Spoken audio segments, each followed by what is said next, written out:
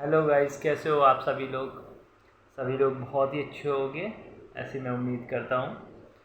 And जो supreme court का case चल रहा था रेलवे का आप लोगों का, तो उसमें काफ़ी दिनों से कोई अपडेट नहीं था। आप लोग काफ़ी परेशान हो रहे हैं।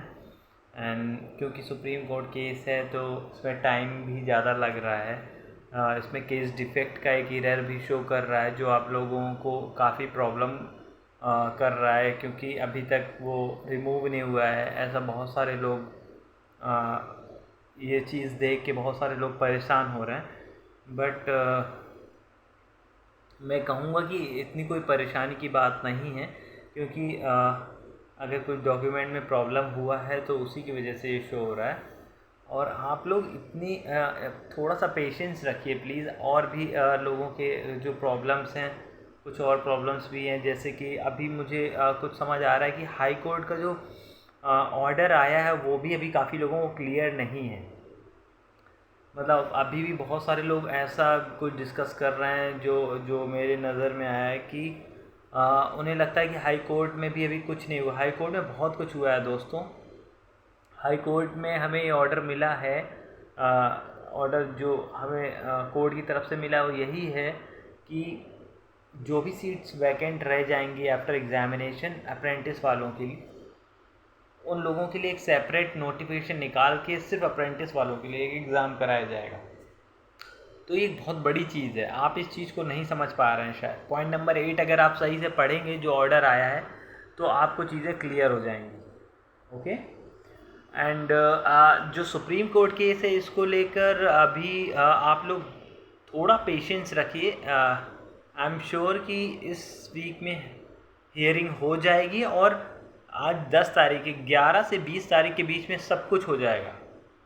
और अभी भी थर्ड फेज ही चल रहा है, तो एग्ज़ाम कंप्लीट होने से काफ़ी पहले ही सब कुछ हो चुका होगा। बस आप लोग थोड़ा सा पेशेंस रखिए। कई बार ज़रूरी नहीं है चीज़ें हमारे मुताबिक हों। लाइक जैसे हाई कोर्ट में हुआ था, चीज़ें बहुत तेज़ी से हुई थी, तो सभी को एक्सपेक्टेशन यही थी कि बहुत जल्दी जल्दी सुप्रीम कोर्ट में भी होना चाहिए। बट कई बार चीज़ें चाहने के बाद भी उतनी जल्दी नहीं हो पाती, तो आप लोग थोड़ा सा पेशेंस रखें। थोड़ा सा टाइम लगा है इसमें, कोई बात नहीं। और जो एरर वाला मैसेज शो कर रहा है वो भी ऑलमोस्ट सॉल्व है, वो भी सही हो जाएगा। कई बार सिस्टम से देर से रिमूव किया जाता है ऐसी चीज़ों को सिस्टम में, तो डिजिटली कई बार चीज़ें होने में टाइम लग जाता है। और आप लोग थोड़ा पेशेंस रखें प्लीज़। अपने एग्ज़ाम पर ध्यान दें, जिनका एग्ज़ाम बाकी है अच्छे से एग्ज़ाम दें, स्टडी करते रहें।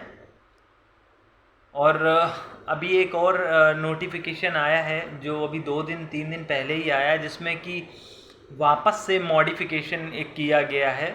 जिन्होंने नो कर रखा था ऑप्शन अप्रेंटिसशिप के लिए, उनको येस करने का ऑप्शन वापस से दिया है।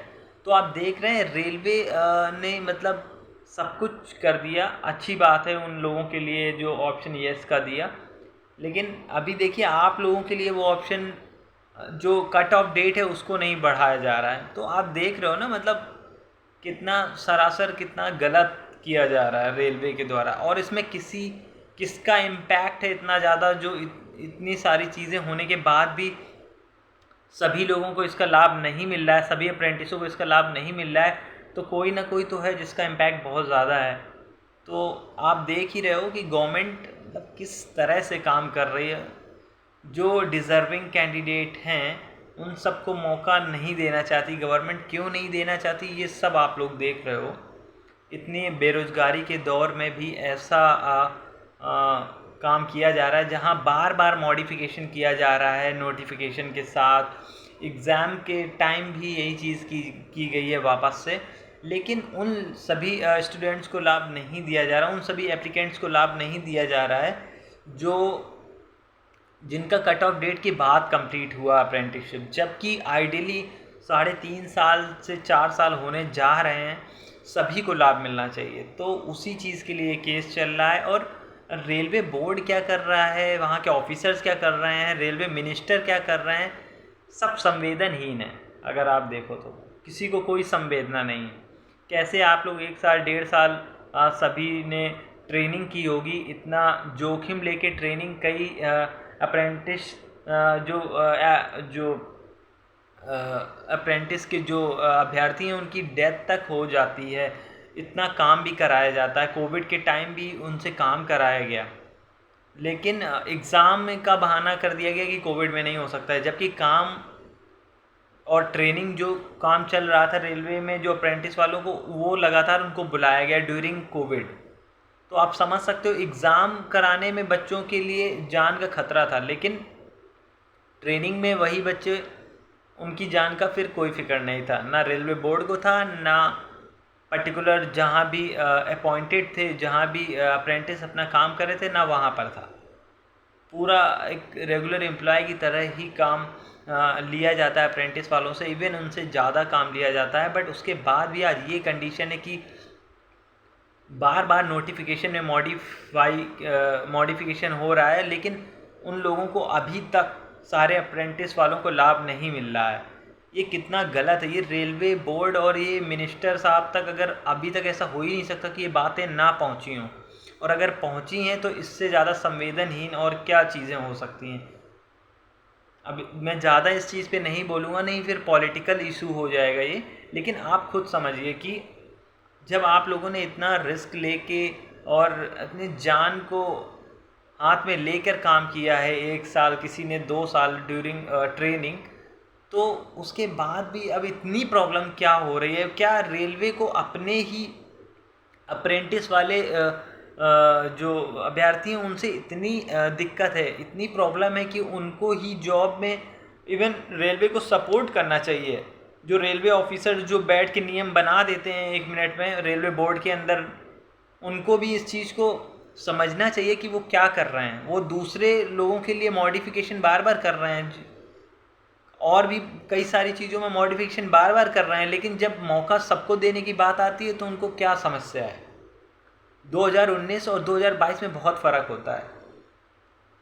अब तो 2023 भी कुछ टाइम में आ जाएगा, तो इतना टाइम हो गया है और अभी तक रेलवे बोर्ड को ये नहीं समझ आया कि इन सभी कैंडिडेट्स को ये लाभ मिलना चाहिए। तो आप सबके सामने हैं जो भी स्थितियां हैं, जो भी गवर्नमेंट जिस हिसाब से काम कर रही है, रेलवे मिनिस्टर भी जिस हिसाब से काम कर रहे हैं, और उनका रेलवे मिनिस्टर का ऑफिस जिस हिसाब से काम कर रहा है, ये सब आप देख रहे हैं।